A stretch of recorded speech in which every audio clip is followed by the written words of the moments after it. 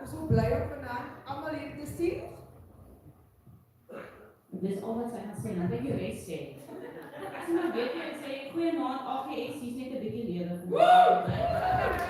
Wat is hier? Wat is hier? As jy by iemand nog nie weet nie, ek gaan nou maar sê, of sê nie dit sê, maar die band gesê, as jy met die spasie vul. So die badkamer is daar, kan die moederskamer is daar, kan die bidkamer is daar, so julle is hier, so die koffie is agter. So, okay, cool. Dan het ons 'n sendingsnaweek. Dit is altyd belangrik is want Robert wil ek net sê wie kom nie. Ja, arme Robert. Robert wil ek net sê wie kom, as iemand uitvind wie kom, sê jy vir my gaan nie van seker nie. 'n rooi warm naweek. Dis 'n rooi warm naweek. Ek hoop jy weer speel saam. So die 16de tot die 18de September het ons 'n sendingsnaweek. Ek hoor al gaan ete en ietsie en alles en 'n lekker dingetjie wees. Iemand is op pad. Ek weet nie wie nie. Iemand is op pad van ver af. Dis Suid-Afrika, ek het nou gevis in Suid-Afrika. Dan het ons nog steeds om Karel se shofar weg. So wat ek dink nog baie cool gaan wees. Daar's verskillende maniere waarop mense daai shofar kan blaas en elke blaas beteken iets anders. Wij gaan so 'n bietjie verduidelik wat daar aangaan. En daar gaan baie cool wees en is al nog iets wat ek moet sê. Daar's 'n vrouenaweek. Dis cool. Daar's 'n vrouenaweek vir die 28ste tot die 30ste Oktober. Julle kan by Robert se lys, maar nie by my nie. Met daai lys maar kan julle gaan inligting kry en ook by Charlene by die kerkkantoor. Sy sal ook vir julle inligting gee. Skryf op vroegtydig in, hulle gaan vir julle boekies gee, volkleed, boekies en al daai lekker dinge. So as jy 'n vrou is, skryf in. Dit gaan cool wees. Dan is ons ook op alle sosiale media platforms behalwe Mixer. So ons het WhatsApp, Facebook, YouTube, Instagram, net die Mixer dit gaan werk nie. En geniet die diens, almal vir julle is. Awesome, dankie. Dankie julle, maar kom staan saam met ons. En dan draai en loop net na iemand toe vanaand en dan ons is so baie dat hier soveel plek is. So ons hoef nie vanaand op ons banke te sit nie. Want dit is ons voorreg om vanaand ons nuwe band aan julle bekend te stel. Kan ons vir hulle hande klap gee? En ek sê ek gaan nie, so ons gaan begin met ons drummer vanaand, nee. Gideon Mini is ons drummer vanaand. En dan, ons drummer is die bassist vanaand. Alright. En my assistent is die keyboardist vanaand. En dan Johannes is ons acoustic player vanaand. En dan sal jy sien, ons is besig om die jonger generasie op te rig. Hubert is vanaand op die kalis.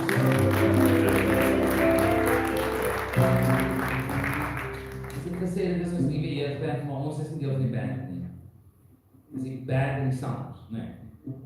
So, ons is opgewonde. Dit is die eerste keer wat hulle nou vanaand, wat ons hulle in campus uithaal, so bear with it, enjoy it, kom ons maak dit vanaand die moeite werd, it's not how we play, it's how we worship, amen. En ek wil net sê dat hierdie songs is gekies, want hulle wil God daarmee groot maak, amen. So kom uit jou bank uit vanaand, dis wat ons op 'n Sondag aand doen, ons is besig om 'n kultuur te skep, wat ons net bietjie meer vrymoedig raak, amen. So, kom ons maak die naam van die Here groot, amen, is julle reg? Gideon, is jy reg met jou kante voor? Amen, hy is reg. Okay, kom ons is reg.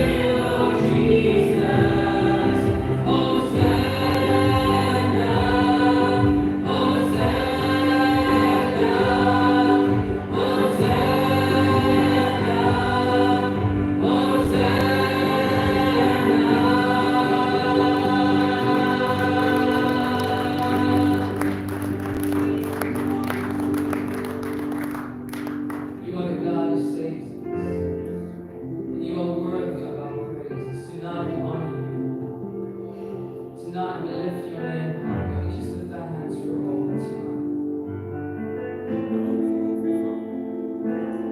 Tonight we declare your word, because your word declares in Psalms that if my God I can jump over a wall. Now we are here to declare it tonight because we believe it. We know that you are able. Ons weet U is by mag om dit te kan doen. En Jesaja kom hier en sê dat U is 'n God wat riviere maak in die woestyn. En paaie in die wildernis. En vanaand verklaar ons dat ons weet dit is wat U kan doen. Ons aanbid U want U is groot, U is magtig. Daar's niemand soos U. We worship You tonight. Hallelujah. Glorify You, Jesus.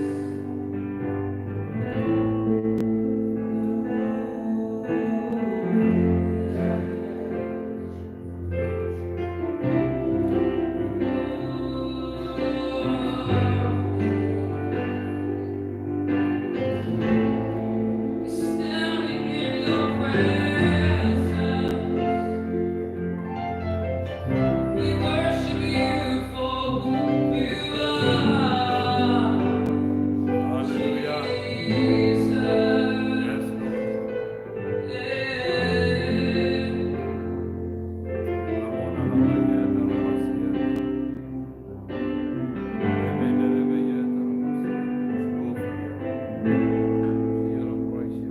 You are here, moving in our midst.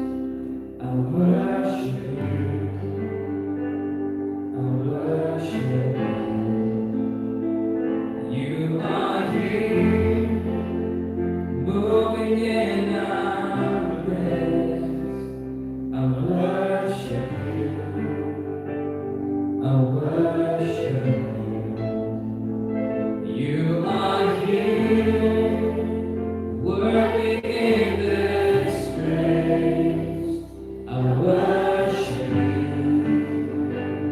I worship You. You are here. You are here, working in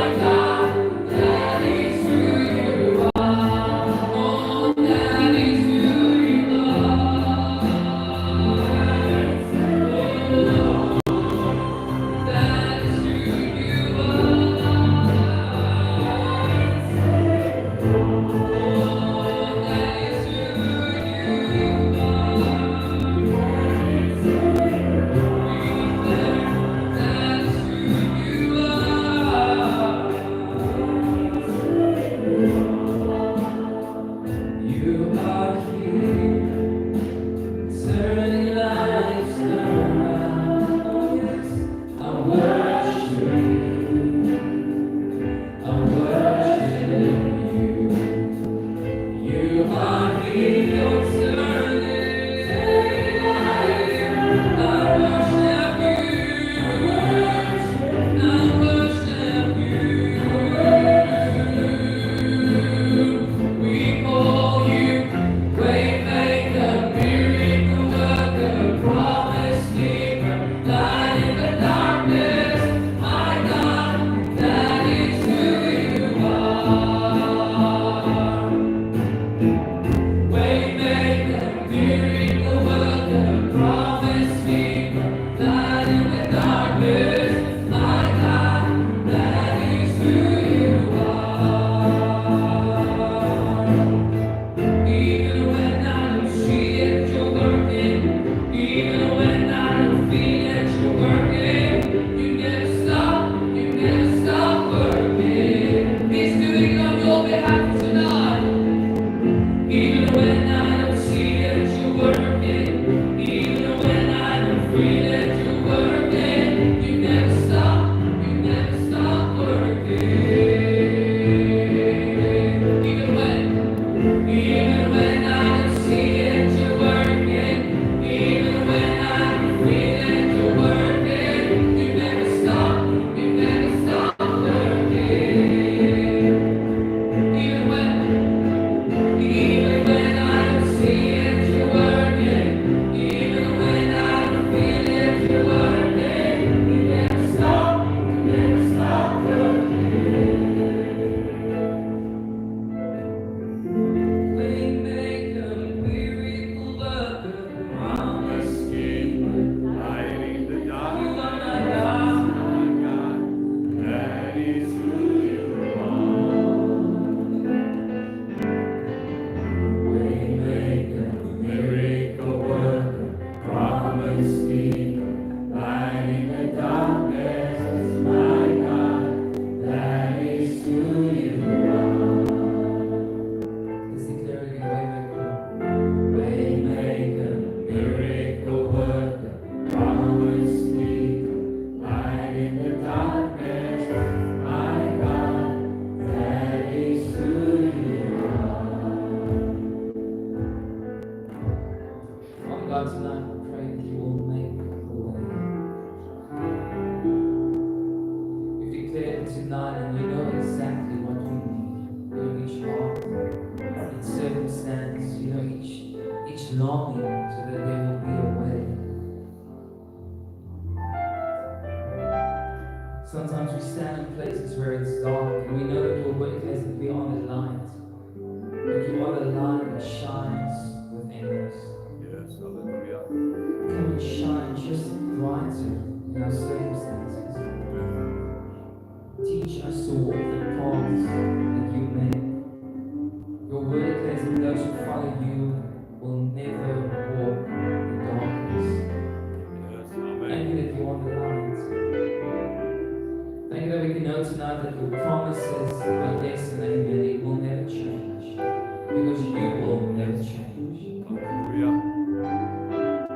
Thank you that we can experience you tonight, and we can say that you are here. You are here. And we worship you because we love you. Be glorified tonight. May that what we experience tonight be delivered from your heart. And may you meet every person the way you want to.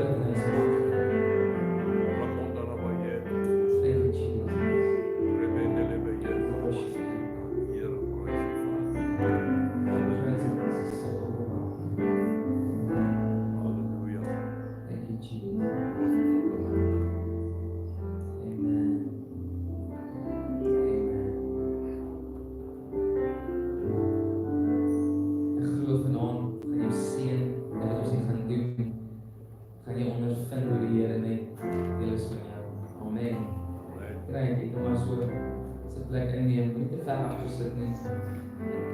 Dankie julle. Julle was goed.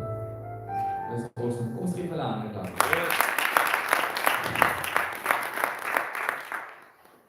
Ons is besig met 'n reeks Made to Make a Difference en die aard van hierdie reeks is om vir jou te wys op hoeveel maniere ek en jy verskil kan maak. En dis die derde keer wat ons nou in is en ons is opgewonde vir wat vanaand gaan gebeur. Ek wil net so vinnig 'n recap gee oor baie mense dink altyd dat jy moet groot dinge doen om 'n verskil te maak. You don't have to do big things. You can do small things consistently that makes a big difference. Want jy sien baie keer ons kom en ons wil nou wêreldvrede hê. Sterkte. Maar jy kan nou begin om iets te doen om wêreldvrede te bewerkstellig. Yes. Ons nou aand in die mannegroep het ons 'n stelling gehad wat sê dat baie keer wil jy kom en jy wil 'n verskil maak, jy wil groot gaan, jy wil jou skuld afbetaal. Jy wil ons almal wil dit hê, né? Maar dit gaan net gebeur as jy nou begin. Do small things consistently and you will have big rewards. En dit is dieselfde met om 'n verskil te maak. Partykeer maak jy 'n verskil deur iets vir iemand te doen. En partykeer maak jy 'n verskil deur net 'n glimlag. En ek glo dit al die stories wat ons al geleer het oor hierdie seuns wat $2 miljoen kon insamel vir vigs, wat awesome is, wat God het op sy hart gelê dat hy dit kan doen. Net so maak jy dalk 'n groot verskil deur dalk nie eens geld in te samel vir iets nie, maar net betrokke te wees by iemand se lewe wat 'n groot verskil in hulle lewe kan maak. En ons gaan nou vanaand verder, ons het laasweek gehoor oor poverty is our priority.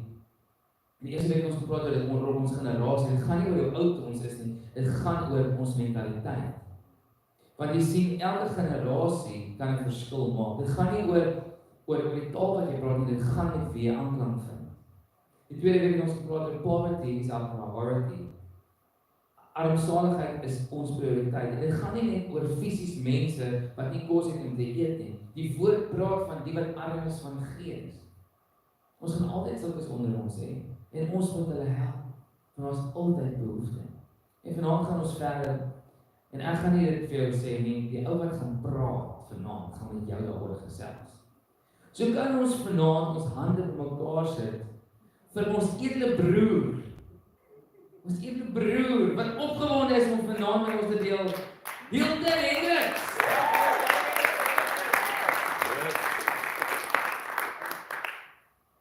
Jy maar kan.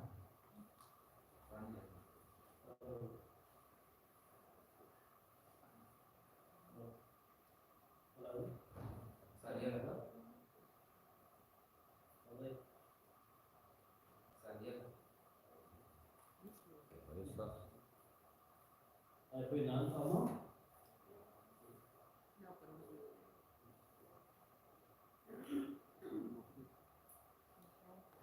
Jan Strotie, dit is 'n wonderlike naam, dit is 'n wonderlike voorreg om saam met u te kan kuier rondom die woord van die Here. Dit is vir ons altyd 'n belewenis om die deel van die aanbidding is eintlik 'n hoogtepunt. Dis altyd so ietsie in onverwags en 'n bietjie aksie in. En dit help mense ook weer om 'n bietjie perspektief te vorm. Ons gaan praat oor perspektief ook in terme van die aanbiddingkie en dit help vir ons baie om te sien en dinge te benader omtrent byvoorbeeld hierdie 4 weke program Made to Make a Difference. En ons sien basies hoe jy op verskillende maniere daai impak kan lewer, maar die probleem altyd is dat ons is nie toegerus nie. En ons het nie die nodige gereedskap om dit te doen nie. Partykeer is dit net 'n ontlonting wat binnekant plaasvind en die Here wat iets moet doen in ons lewens, of 'n ervaring wat ons moet gebruik ten bate van onsself. Partykeer het ons al die gereedskap reeds in ons kussie en die Here moet net wys vir ons hoe om dit te gebruik. En ja, hier is een van hierdie baie lesvolle dele wat jy kan aan deel gehad het.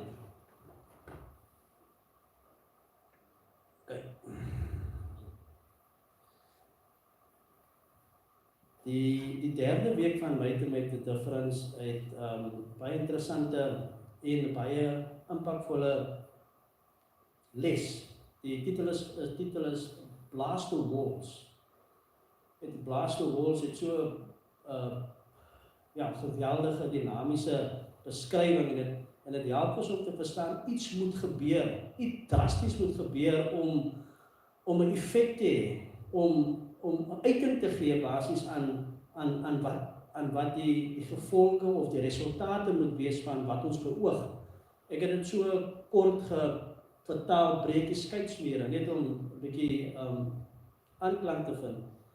Die hele les of die hele aanbieding is basies 'n ego van alles wat vandag gebeur. Alles, van vanoggend af tot daar in die stadsaal, alles daarin. En dit is vir my net weer 'n bevestiging dat die Here hier 'n boodskap het.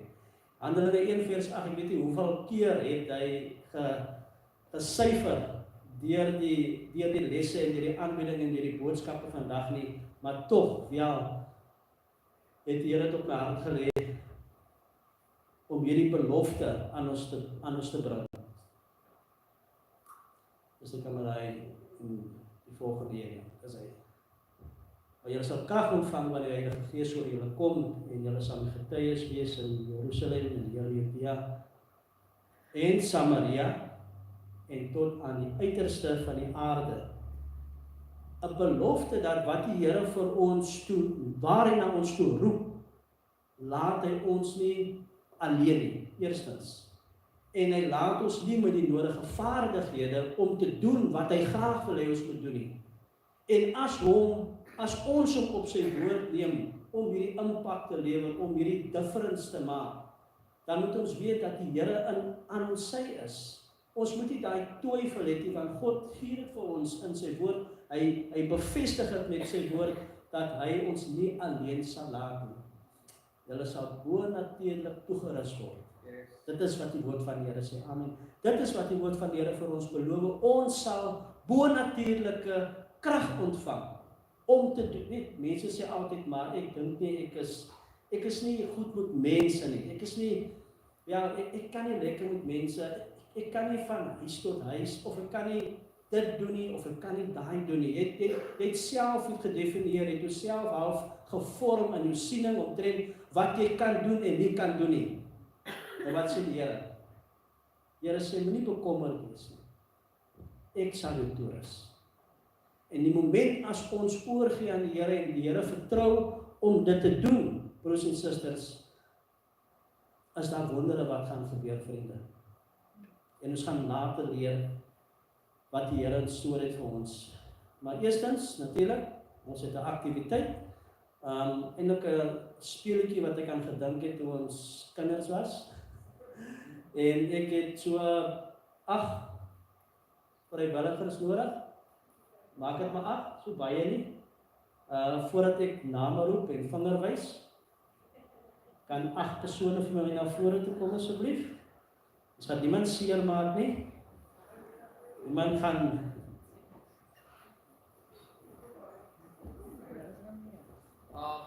ek wil net, hulle is vinnig, né? Hulle is vinnig, ek wil net vir my boekie kry. Dit is wat ek hier geskryf het.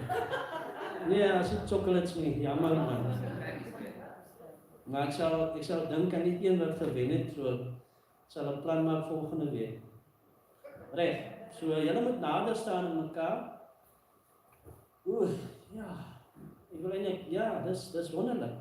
So die speletjie is basies, ek weet nie hoe noem julle dit, ons moet fluister in die oor en ek gaan vir jou iets sê, jy herhaal vir hom en dan sal ons interessante uitkoms kry aan die einde wat ek gesê het en dan gaan ons dit vergelyk met wat ons oorspronklik deurgegee het. Reg? Kom van na my toe.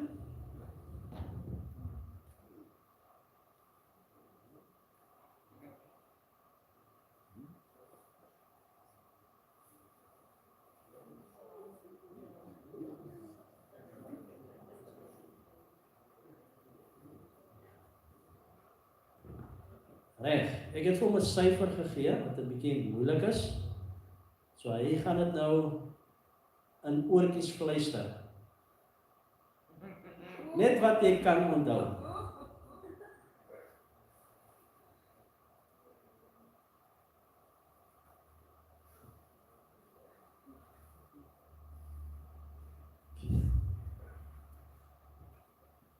dan 'n paar syfers gaan langs die pad weggeraak.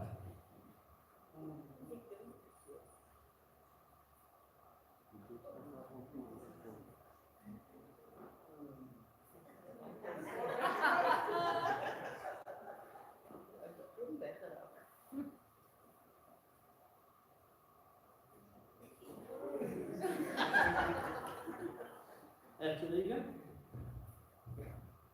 1.002.000. 1.002.000. Kom lees vir ons, wat is die getal gewees? 1.122.300.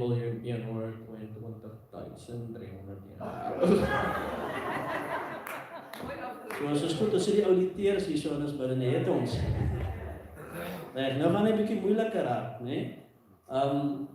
Dat tyd nog nie oorgooi nie. Reg. Nou die eerste een is net 'n storie of 'n verduideliking en ek kan interessant gaan net deurkom op dieselfde manier en dan kyk ons maar net wat is die uitkoms. So net kom jy eers.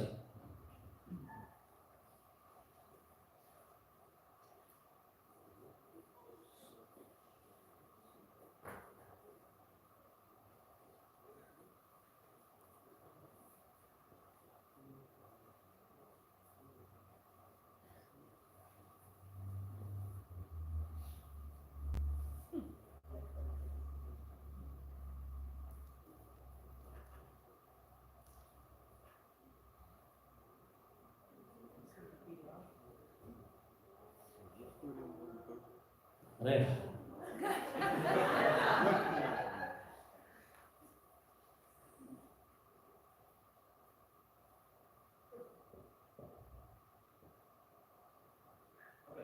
Let's go.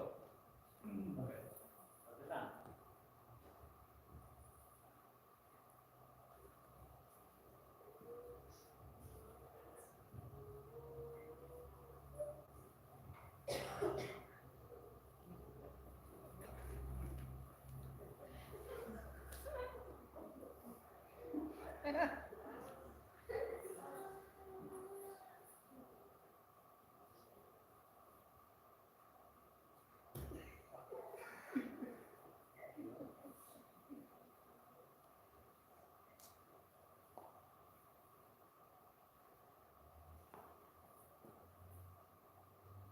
Daar was altyd 'n perkant gewees, 2 sinnetjies, 3 sinnetjies.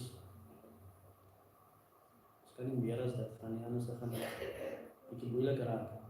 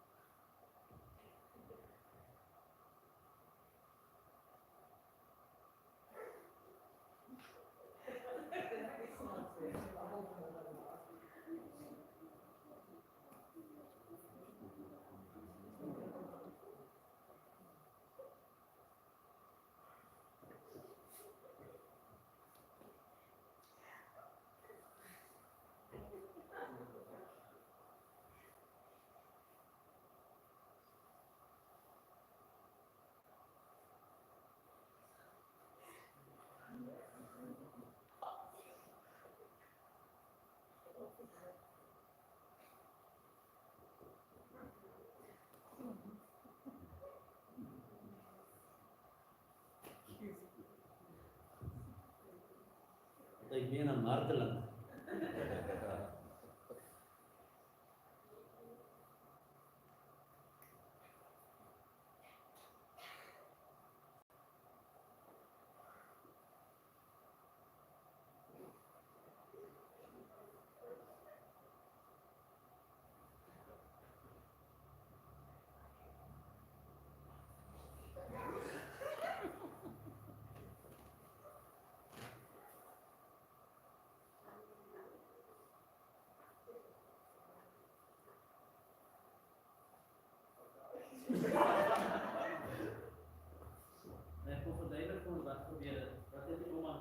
Daar was 3 brandvere toe. En met takke en toe 2. en een brandweer.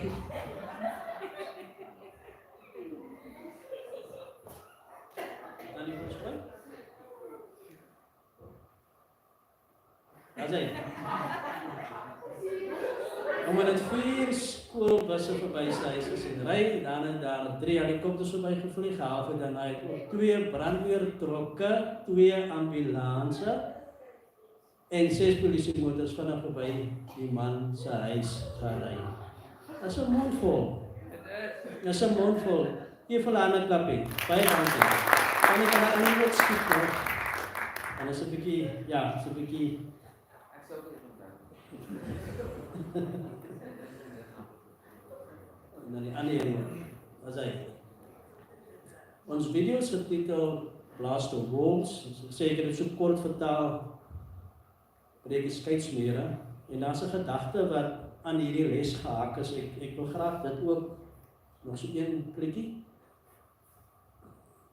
As hy, I think it all begins with an honest look and a helping hand. So, hou dit maar net in gedagte as jy na die video kyk, dit is nogals baie insiggewend. Ek gaan ook maar nou saam met u sit en dan kan ons ook kyk, ja, dan kan maar net klik, nee. En dan weer 'n klik.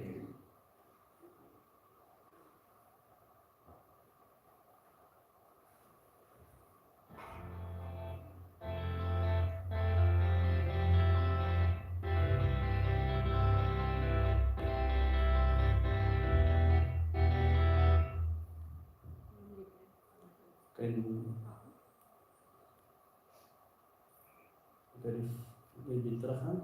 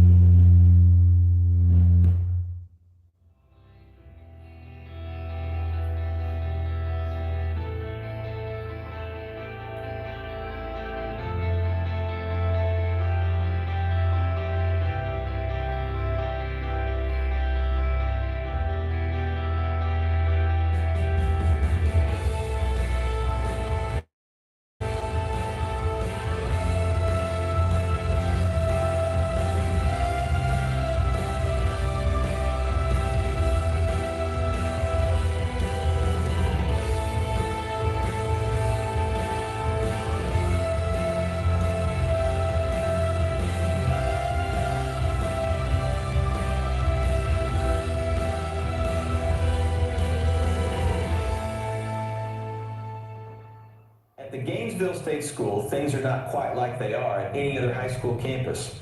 Here, the students, ages 13 to 19, are all convicted criminals. Theft, burglary, drugs. Quite a few have committed armed robbery or aggravated robbery. Most of the time it's repetitive behavior.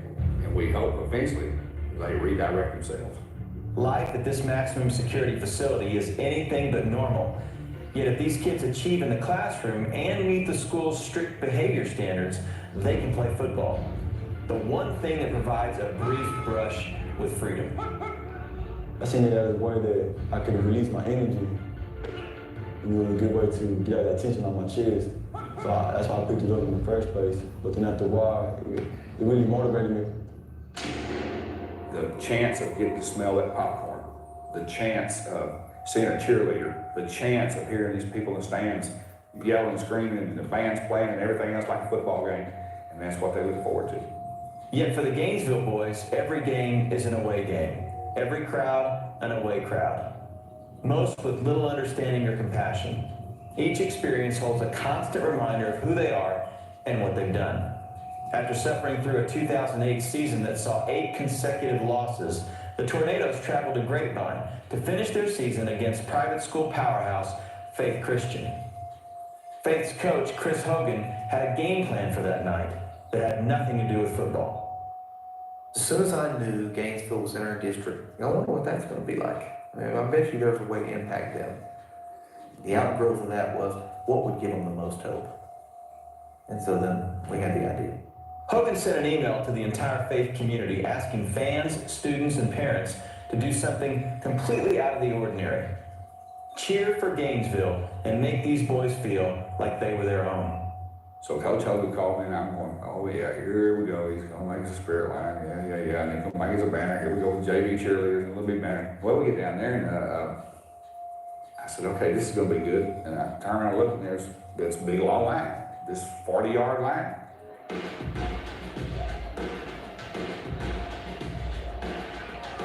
It surprised me. I couldn't imagine. This is way past amazing. I just seen all the people right there, and I was just shocked, surprised. Then when I found out it was a spirit line, they wanted us to run through it. I mean, I don't know, it was just a good feeling to have. All the people just kind of come out there and support us. I figured we was gonna go around them. I figured it was for the other team. But Coach Williams, he said, run. And I said, they're on the right end. They're here for you. Why are they here for us? I said, don't worry about it. Run through that line, crash through that banner, and have fun all night long. That's what it's all about. After they made the spirit line, they came and sat on our side. I was thinking, like, what are these people doing? For the first time, the boys from Gainesville felt like they were the home team. It's almost like they didn't have to prove anything. There was such a celebration of them, they began to think, yeah, we are a team like everybody else.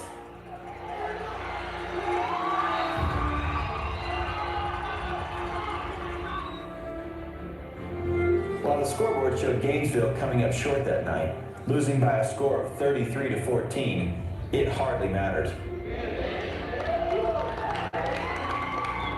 Just that feeling that we had, you couldn't convince nobody on that team that we lost. I feel like God was just touching upon all of us and letting us know that there's people out there that care about you, even though they don't even know us.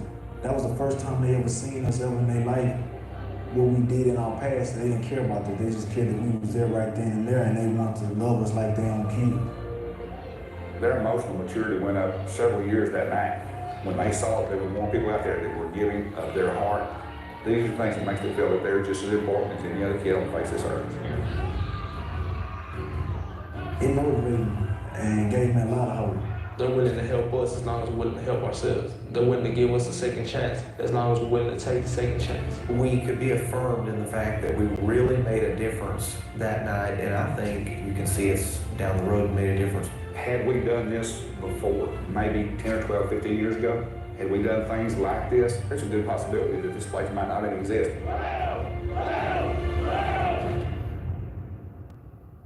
Well, there are many walls in our culture that separate people, and there were many walls in the days of Jesus that separated people.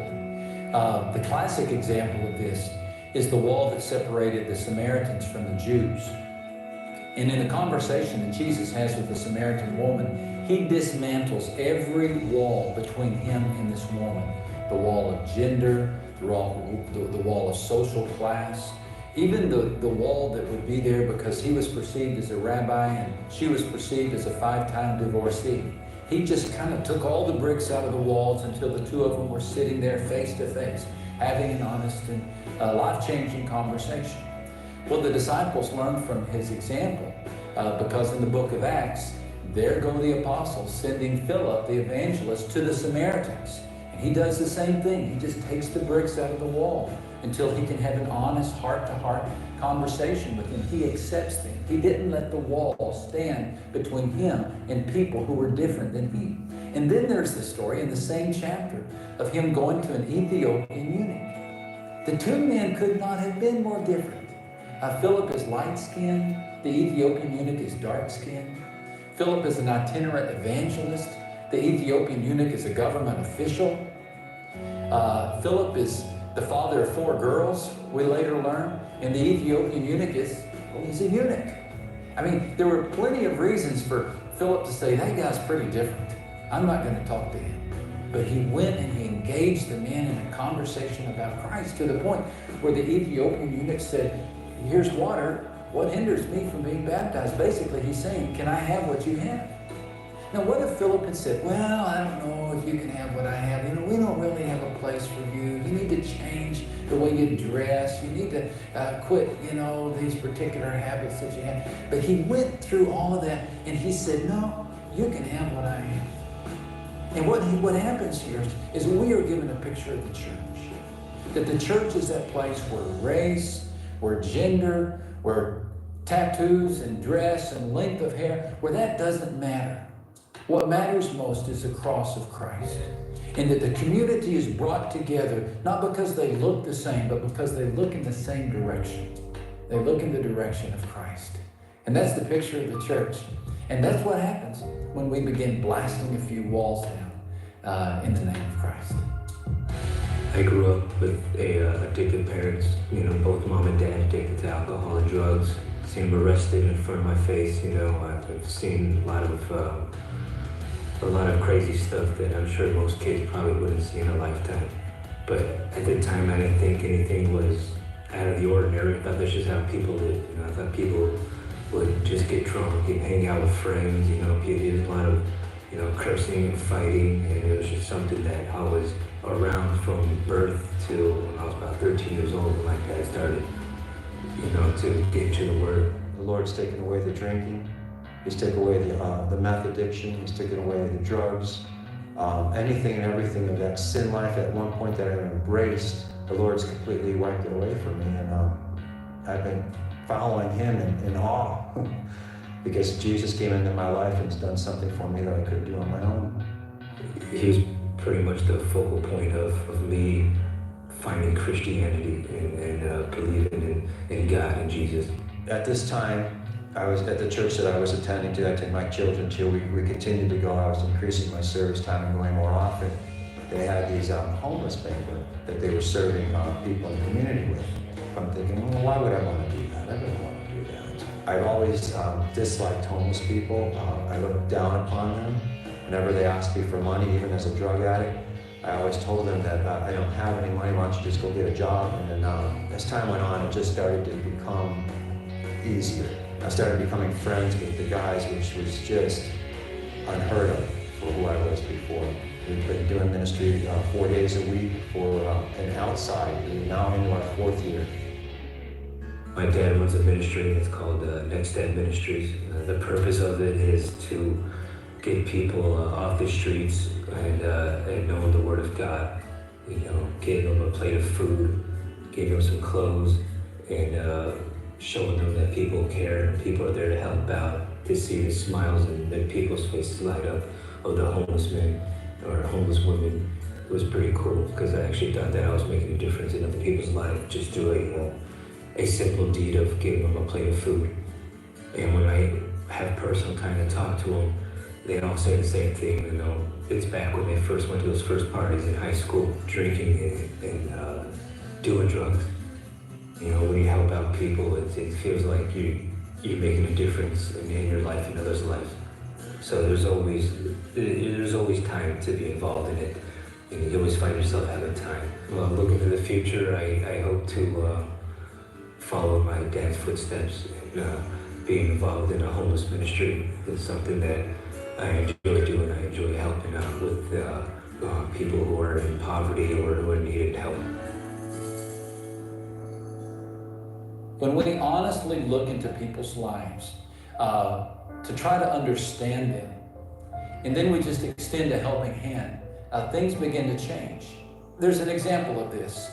In our church, we have a dear lady whose son is homeless and has been since he was 18 years old. And now he's somewhere in his mid-30s. She does not know where he is. She only knows where he is when he gets put in jail or put in prison, and then she's contacted by the authorities. But she and her husband will go long stretches not knowing where their son is, just knowing that he's homeless. When we had a conference about helping the poor in our church, she came and said she wanted to tell her story about her son, her homeless son.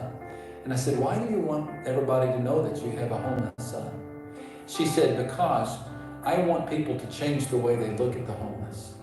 And I'm hoping that if I share my story, the next time some of these people see a homeless person, they'll think, that's somebody's son. That's somebody's son. Or there's a mother somewhere thinking about them. The word for this is compassion. And compassion is a great word in the Bible. The Greek word is splintnitzomai, and it sounds like the medical term splintology, which is a study of the visceral parts or a study of the gut. And so really compassion is something that we feel down deep in our stomach. It's kind of like a kick in the gut. It's something that we feel deep, deep within. Compassion does this. Compassion says, let's look at the hurting until we hurt with them. Let's sympathize, let's empathize, let's try to understand their situation. No hurrying past, no polite glances and then looking away. But let's look in the face of the hurting until we hurt with them. And then the actions that come out of the honest heart of compassion are not judgmental actions. They're good actions. Begin with an honest look. Continue with a helping hand. This is something that we can all do. Basically, my whole life I had kind of a strong sense of justice where if someone was being mistreated or someone was knocked down on the playground, I would want to go help them back up and then, see what I could do about the person who knocked them down. And that was just something that had been kind of built into me. Not really trained in me, but I felt like I was born with that extra strong sense of justice. So learning about slavery in school was really hard for me because I just got really, really angry about it, about the fact that one group of people would think it was okay to own another group of people based on the color of their skin. And that just blew my mind. And when I found out that there are more than 27 million people in slavery around the world today, I just kind of realized, wow, there's still something for me to do. I still can actually make an impact in the world. That quote from one of my favorite movies, Amazing Grace, William Pitt in this one clip says, "We are too young to realize that certain things are impossible, so we will do them anyway." And I think that was definitely my mentality at the time, where I just decided, this is an impossibly huge problem, and I'm not, so delusional that I think that I can end modern day slavery, but I know I can do something. So basically I talked to my friends, talked to the leaders at my school, the adults, and said, this is what I want to do. I want to raise money, loose change to end modern day slavery. And I started a campaign called Loose Change to Loosen Chains. It's an open source fund and awareness raising campaign for students. And basically, with the campaign, the students would take over the school or the church or wherever their community group is and speak to the group about modern day slavery and about the fact that these are kids our age and people your age who are in slavery, physically enslaved, being beaten, some little girls being forcibly prostitutes, just terrible, horrendous situations. But saying there's hope, there's something that we can do, and raising loose change basically, because everyone has loose change. Nobody really wants it, and this is a good use for it. So that's basically the premise. It's completely student-led, meant to empower my generation and kids, younger than me, like when I started the campaign, to realize that they can do something and to have a physical, literal impact on the suffering in the world. I remember the first Loose Change, Loosen Chains campaign we did, we broke the change counting machine at our bank probably 3 or 4 times. So each time we came in the door, they'd be like, oh no, it's that kid again. It's buckets of change, which I'm okay with. But basically, get that change, made it into a cashier's check, and send that check to one of 5 nonprofit organizations that we support that are physically freeing people from slavery around the world. And that money goes to pay for investigators, and they go in and document the case, and then take that evidence to the local police, raid the place where people are being held, and get them out and arrest the bad guys and take them to court. The money that is raised would also pay for the lawyers who would prosecute the perpetrator, get them put behind bars. The money also pays for aftercare for the people who are freed from slavery, so they can rehabilitate themselves and hopefully begin living normal lives like every human has a right to. And really, my ministry has grown to be more than Loose Change, Loosen Chains, and more than me, really. It's more now about helping people find their passion. It doesn't matter if it's modern day slavery or if it's helping raise money to dig wells in Africa or helping people in your own community. there's hurting everywhere. We can basically be the solution, be the healing for the hurting in the world.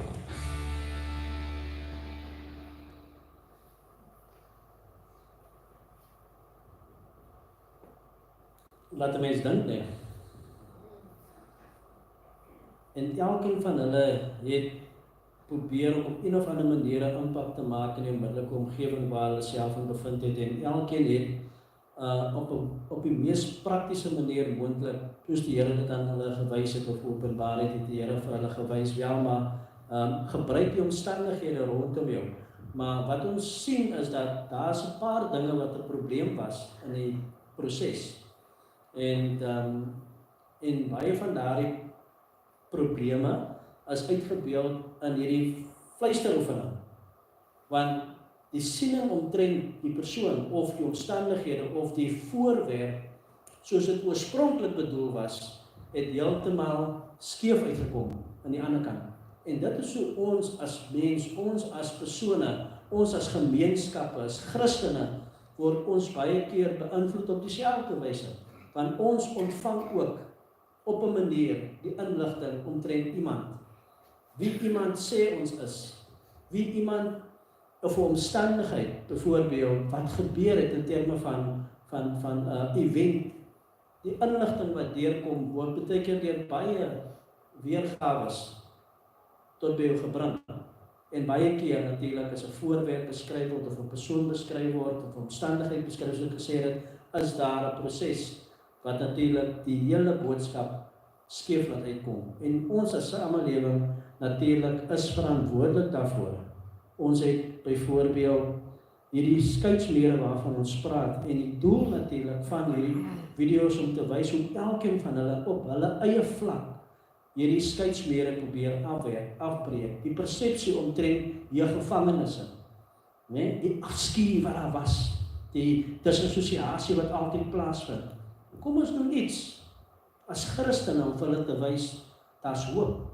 Ons gee om en ons kan dit doen, kerk.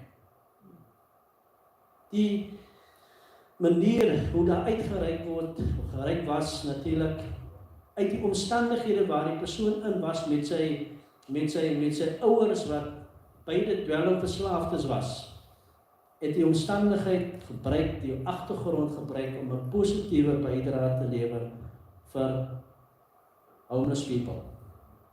En kyk 'n pragtige ministry is daar, hoe hulle mense warm laat voel, liefdevol laat voel. En ons kan daardie les neem, want dit is moontlik om iets te doen op dieselfde vlak, op dieselfde manier, om dieselfde impak te lewer as gevolg van ons omgee en ons liefde. Moenie dat persepsie en skeidsmure veroorsaak dat ons nie daai impak kan lewer nie, dat ons nie daai verandering, kyk die youth-led program, om slavery te beëindig, world peace. Hulle sê, kom ons vat aan, daar's maniere om dit te doen, en op hulle vlak doen hulle dit, hulle doen iets. Daai sentjies wat hulle insamel, betaal 'n prokureur aan die ander kant, om iemand voor die howe te bring. Dit word betaal vir 'n speler om 'n ondersoek te gaan doen, om bewyse in te samel, sodat hulle kan voorlê vir die polisie om 'n saak op te maak.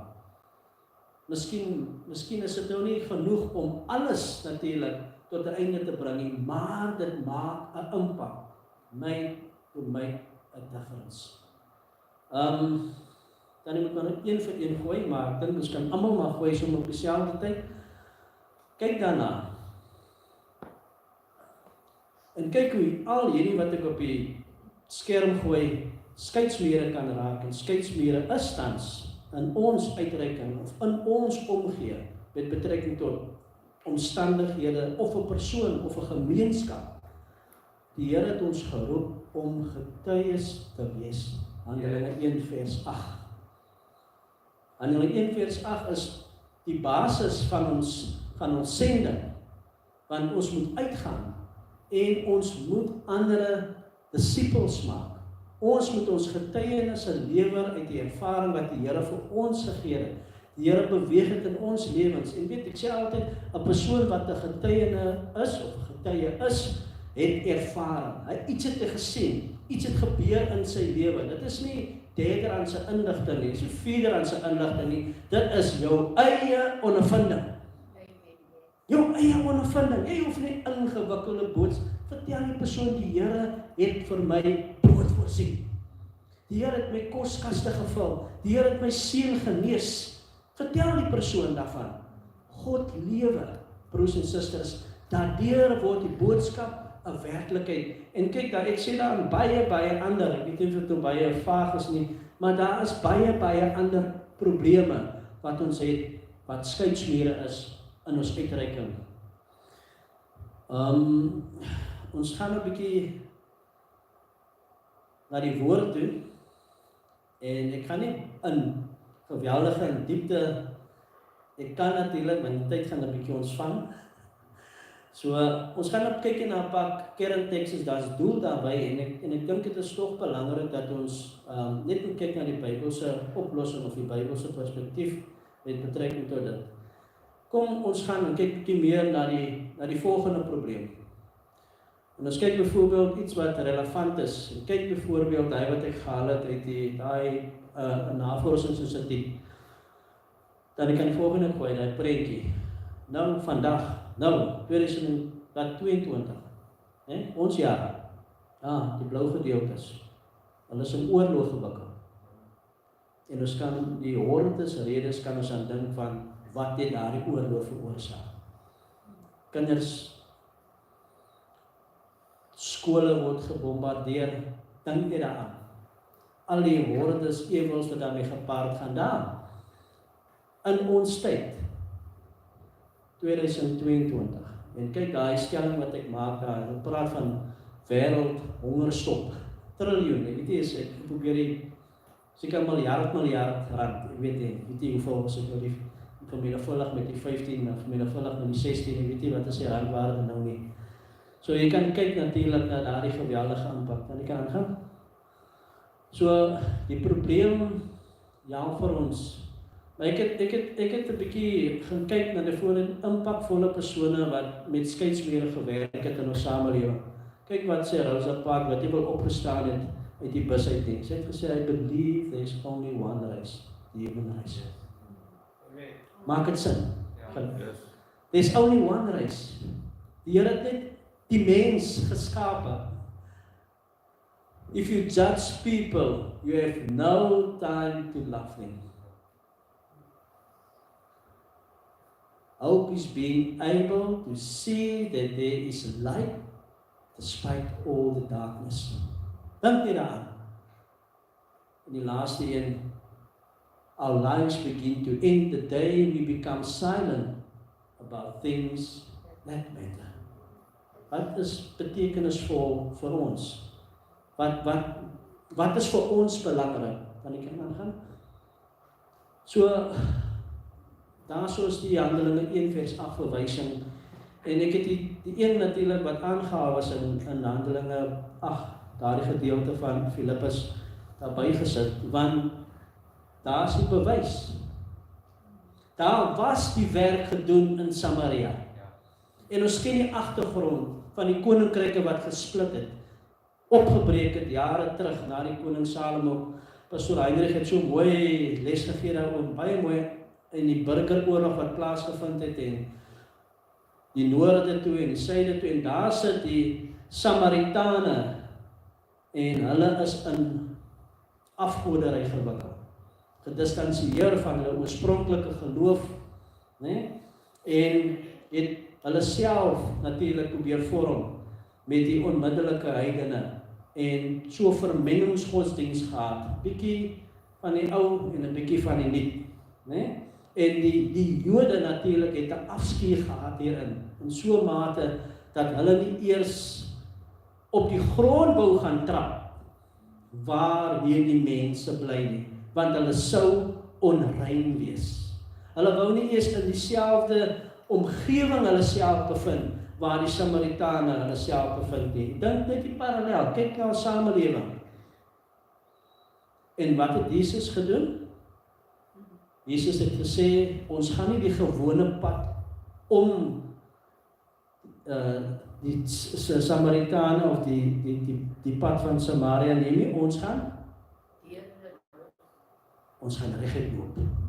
En die Here het geloop na 'n vrou toe, wat 'n hart gehad het, wat ontvanklik was vir 'n boodskap, wat 'n impak gemaak het in 'n hele stad, en 'n hele area, en die siening omtrent die Messias het duidelik geword vir mense wat in die duisternis was, omdat Jesus die moeite geag het om uit te reik, om, wat is die woord, compassion te betoon, liefde te betoon, om vir ons te wys dat skeidsmure tel nie nou meer hier nie. Ek is julle leier, sê Jesus, en ek het vir julle kom wys, die Bybel sê, het 'n voorbeeld vir ons nagelaat, sodat ons hierin kan navolg aan die wat die einde van die eeu gekom het. Ons as sy volgelinge, broers en susters, ons kan kyk na die voorbeeld wat die Here vir ons nagelaat het en probeer na die beste van ons vermoë om dit uit te leef. En die Here het ons gewys skeidsmure, hy het gekom om 'n revolusie te veroorsaak. Hy het gekom om skeidsmure af te breek. En dit kan net doen as ons bonatuurlik toerus, en ons gaan nou sien natuurlik wat daar gebeur het. En daar ook in Handelinge 8 het ons geleer hoe die Here werklik waar wonderwerke gedoen het. Hoe die krag van die Heilige Gees geopenbaar was daar. En dit is so wonderlik dat die les sê dat God het die teestand tegemoet gegaan op sy vlak. So die duiwel was was die duiwel getackle. Want daar was towerry beoefen in die onmiddellike area. Weet hy, towenaar het gesien dat hy gedink die Heilige Gees is 'n kommoditeit. Dit is net iets wat jy kan koop. En die Here het vir hulle iets anders kom wys daarso. Die volgende een is natuurlik die verwysing hoe diegene van Samaria, die Samaritane, dat die Here daardie voorbeelde gebruik het natuurlik om vir sy volgelinge, die Jode, te wys, julle persepsie, julle siening, julle waardes wat julle het omtrent julle broers, is nie myne nie. Die Here het kom wys, die Here het kom toon, dat hy 'n verandering bring in ons uitkyk en ons siening. En dink net aan die tema, made to make a difference. Die Here het ons geroep, die Here het ons opgerig om 'n impak te maak, om elkeen te kan sien as 'n kandidaat vir die hemele. Kan ons dit indink? Die boemelaar wat daar op die straat het, daai man wat daar in die gevangenis vasgeketting is, wat ons dink is aan die duiwels oorgelaat, daai man, as hy vanaand op sy knieë gaan en die Here se naam aanroep, en die krag van die Here teenwoordig is, broers en susters, is hy in 'n groter en 'n beter posisie as baie mense wat vandag weer vry rondloop. Die Here het daardie les kom wys dat ons naaste 'n ander siening is omtrent wat ons dink dit is.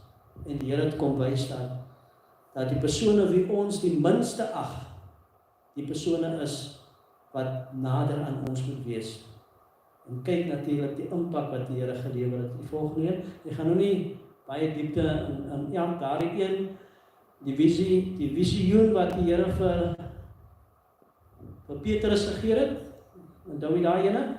Die laken wat neerdaal, 4 hoeke van die aarde vasgemaak en is vol kruipende diere, onreine diere. Kan ek aan die volgende een?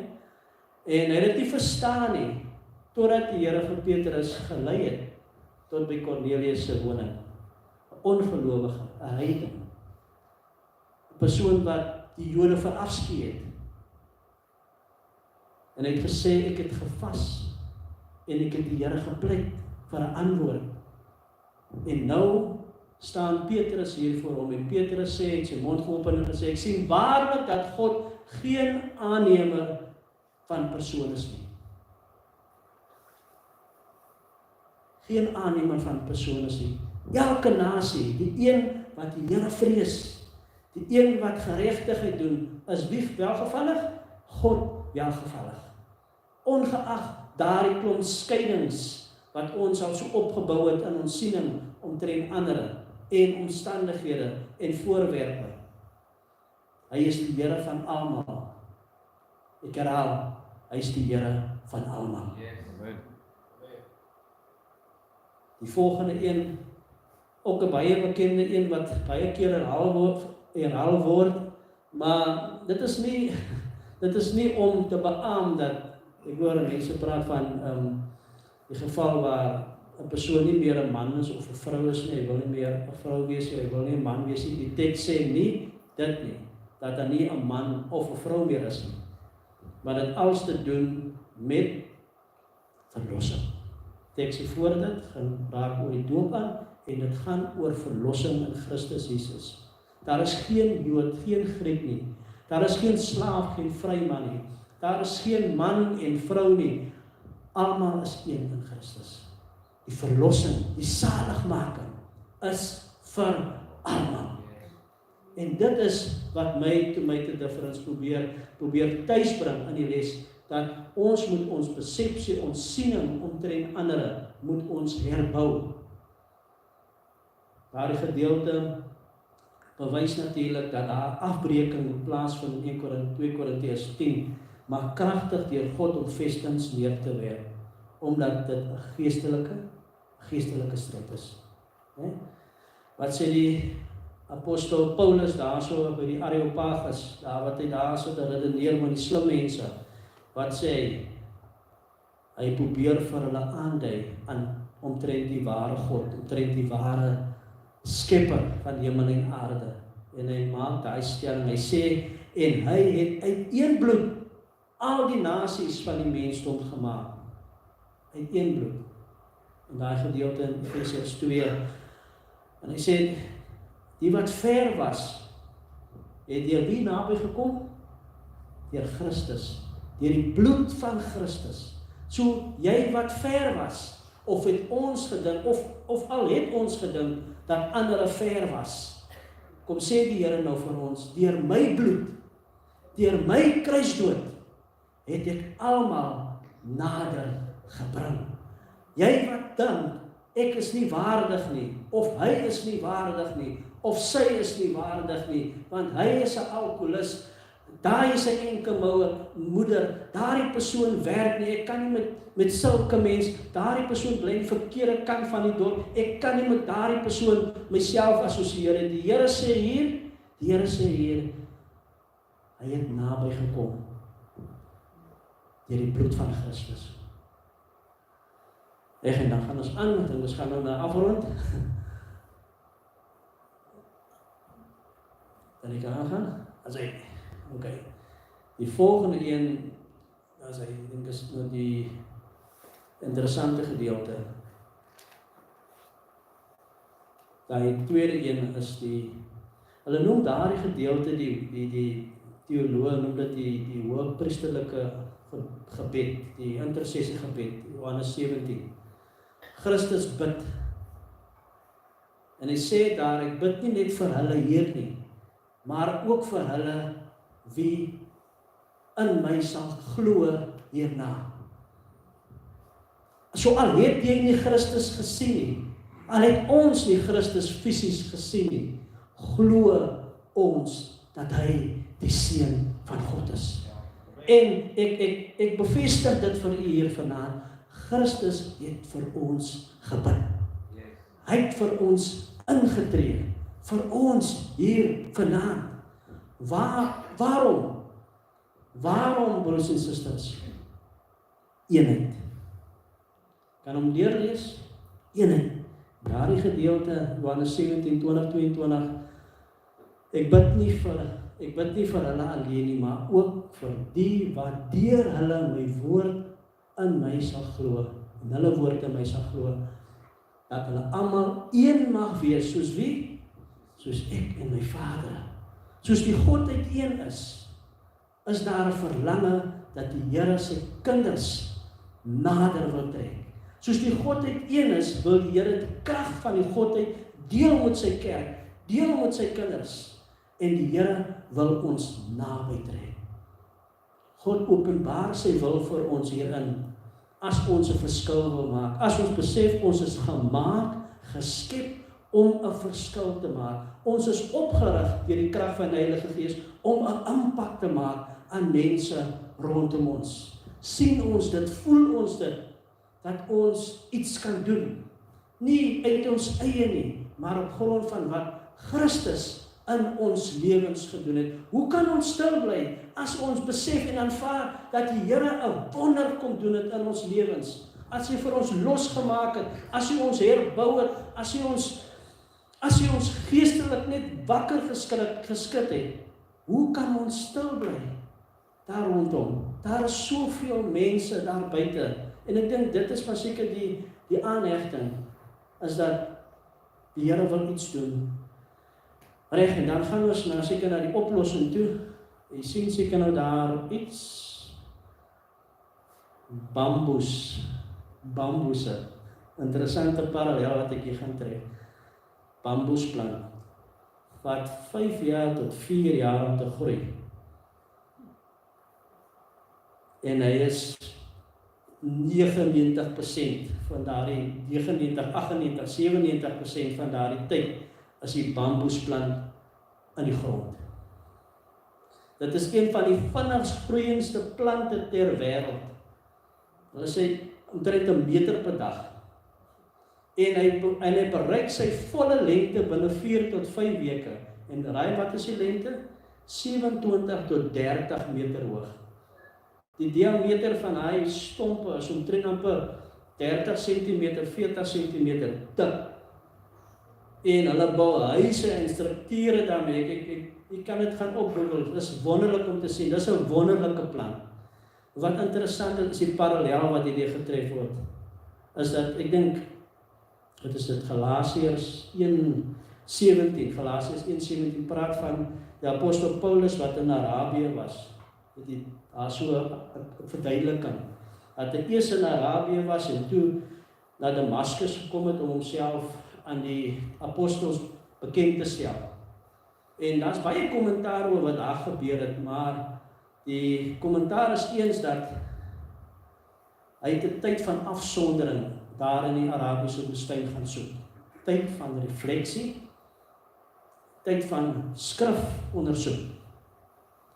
Want toe hy teruggekom, en nou die apostel Paulus, wat Saulus was, is nie onvertroud met die skrif nie. Hy sê aan verdediging, ek is 'n Benjamin. Ek het die wet geonderhou tot op die letter. Nee? Ek kom met die skool van Gamaliel uit. Een van die hoogste geleerde prokureurs seker in die Sanhedrin. Ek kom daaruit. Maar die Here moes met my 'n pad loop. En ek bring vir u hierdie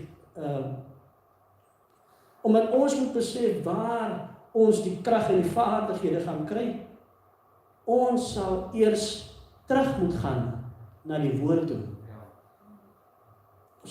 Dit is 'n ego van die les en die boodskap wat uitgegaan het vandag. Ons sal moet teruggaan na die woord toe. As ons onsself wil vind, as ons die groei wil ervaar, die dinamiese groei wil ervaar in hierdie parallel, dan sal ons onsself eers moet vind.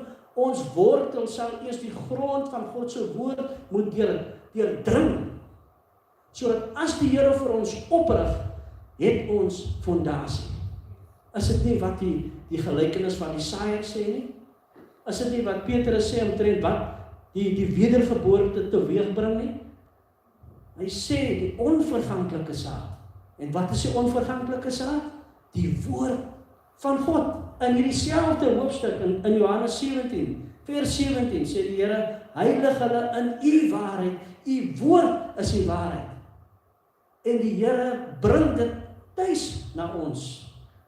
Weet, daar's ek het die laaste gedeelte wat ek nou gaan noem is, anders gaan ek nou te ver, is net die gedeelte in 2 Timoteus, weet, is ook 'n ego van vorige boodskap in die kerk, 2 Timoteus 3, 15, 16, 17, weet, hou jy by wat jy van kleins af geleer het, né?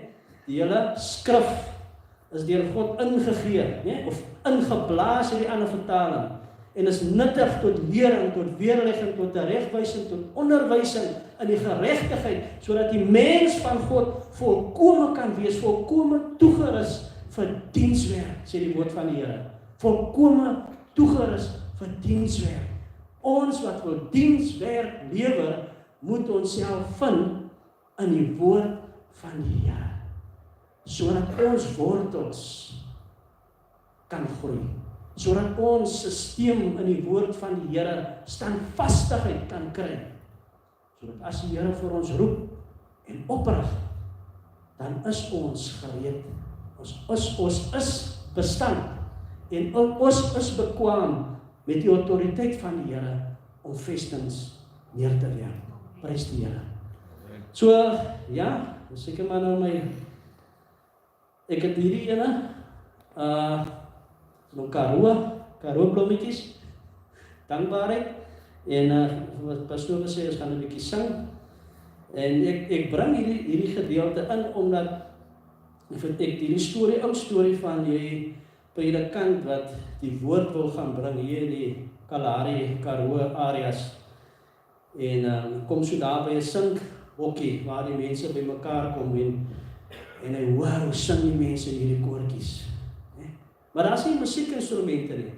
Al wat ritme is die oomie daar so, wat met die kieretjie op die ritme slaan, en die hande klap in die gehuggie, daar wat hulle is.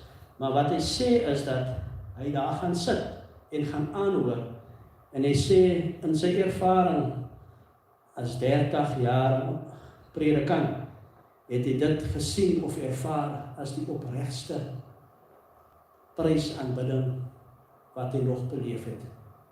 Hoe ou mense opreg, hardvogtig die Here met eenvoud gedien het. So daar is baie natuurlik wat hiermee gepaard gaan, maar wat ek eintlik wil sê is dat die Here vra nie baie van ons nie. Hy soek net ons hart. Hy soek net ons hart.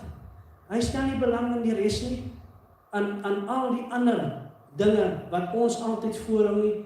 Die Here stel belang in ons hart, in ons opregtheid om hom te dien. So ja, kom ons staan en dan sing ons 'n paar koortjies, net so 2 of 3 en dan gaan ek oorgee. Almal wat die Here liefhet, kom staan nader. Almal wat die Here liefhet, kom staan nader. Kom staan nader, kom staan nader. Kom staan nader, kom staan nader. Die Here wat ons dien, Here wat ons dien, hy is so wonderbaar. Die Here wat ons dien, hy is so, hy haal ons uit die dode, en hy sit ons in die lewe. Hy haal ons uit die dode, en hy sit ons in die lewe. Ja, dit is Jesus, né? Dit is môre in my hart, né? Hulle sing daai nog. Liewe Jesus, neem die donker wolke weg. Daar is blydskap in my siel, liewe Jesus op die troon. Daar is môre in my hart. Daar is môre in my hart. Liewe Jesus, neem die donker wolke weg. Daar is blydskap in my siel, liewe Jesus op die troon. Daar is môre, nuwe mens, alles het nuut geword. Nuwe mens,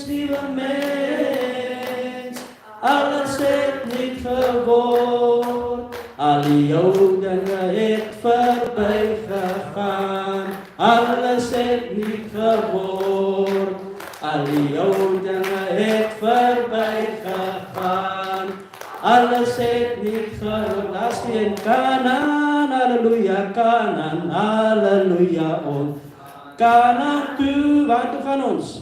Kanaan, halleluja, Kanaan, halleluja, ons gaan Kanaan toe, daar gaan geen sonde in, daar gaan geen sonde in, daar gaan geen sonde in, ons gaan Kanaan toe, prys die Here, dankie, pastoor, Here seën.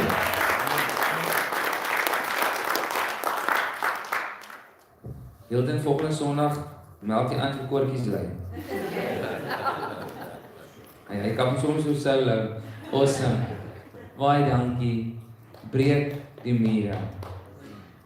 Onthou, die oomblik is daar as skeidings weggevat word, is daar oopte.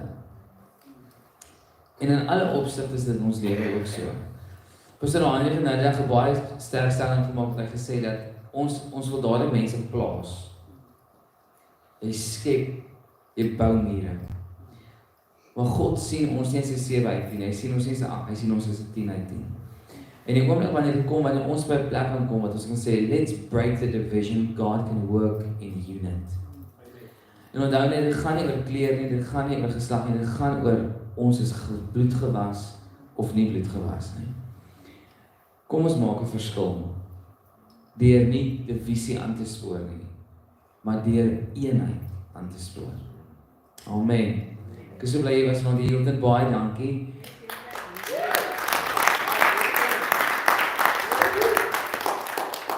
Kom ons kom by 'n plek dat ons werklik 'n verskil maak en laat toe dat God jou gebruik op enige manier wat hy kan. Amen. Mag jy 'n wonderlike aand hê. Ons gaan sommer ons finansiële bydraes by die deur vat. Jy hoef nie huis toe te gaan nie. Hier is koffie nog, ek hoop. Ek weet nie. Daar is koffie. Mag die Here jou seën en mag julle wat nou 3 keer kerk gehad het vandag dubbel geseën wees. Okay.